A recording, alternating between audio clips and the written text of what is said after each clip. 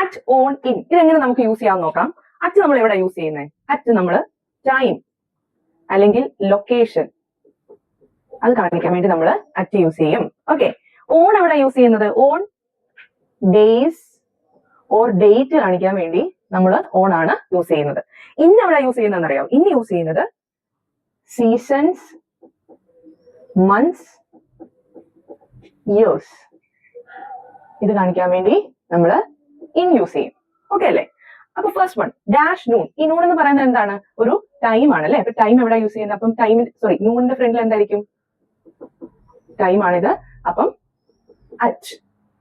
Okay അല്ലേ? Dash the airport. Airport എന്ന് പറയുന്നത് എന്താണ്? ഒരു ലൊക്കേഷൻ ആണ് അല്ലെ? അപ്പം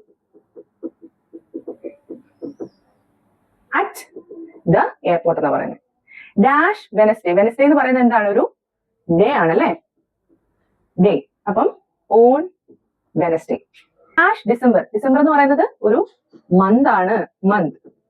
അപ്പൊ അവിടെ എന്തോ വരും? In December.